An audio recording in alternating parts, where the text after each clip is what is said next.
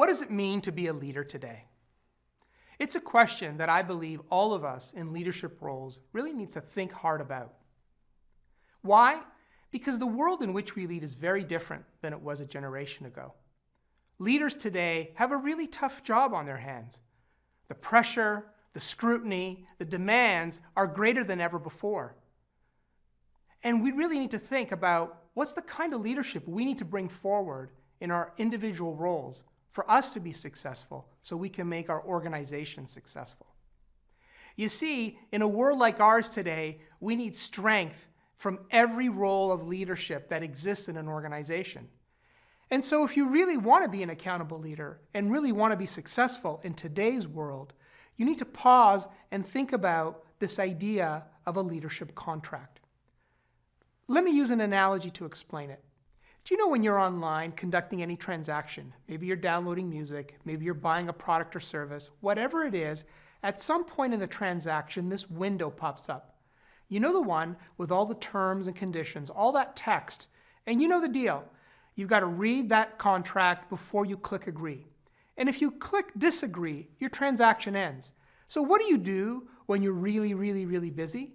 If you're like me, you just click agree and you move on. You really don't read the terms and conditions of that online contract.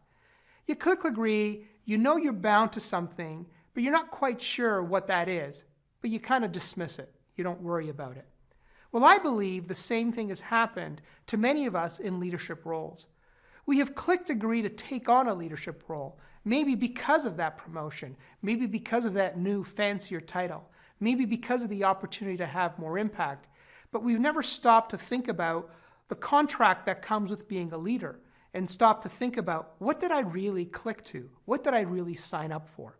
So I'm here to tell you that there is a leadership contract and that it has 4 terms and conditions that you really need to understand if you want to be a truly accountable leader, a truly great one.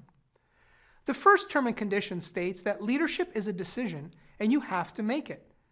It's a deliberate process of deciding to define yourself as the leader and to be fully committed to being the best leader you can possibly be. The second term and condition of the leadership contract says that leadership is an obligation and you have to step up. As soon as you decide to be a leader, you know you're being held to a higher standard of behavior. The expectations and the responsibilities are significant, and you got to be prepared to not only understand them, but to stand up to them if you're going to be successful.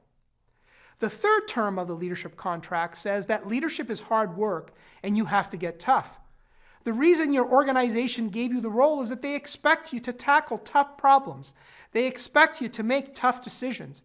And if you avoid them or shy away from them, you're not going to be successful. You'd make yourself weak, you make your organization weak, and that's not accountable leadership.